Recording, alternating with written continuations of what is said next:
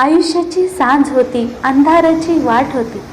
बसली दमून जरा कठड्यावरती, कोणालाच माझी आठवण नव्हती.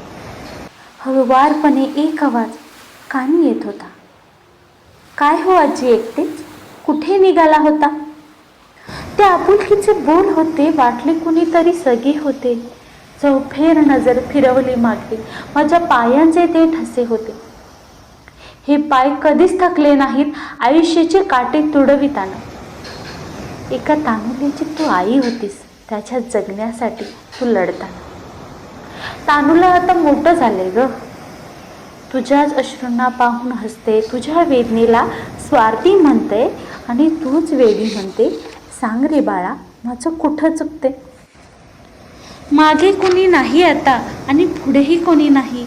तू जिथे उभी आहेस ना, तिथेही कोणी नाही. ही बघ आहे वाट तुझी.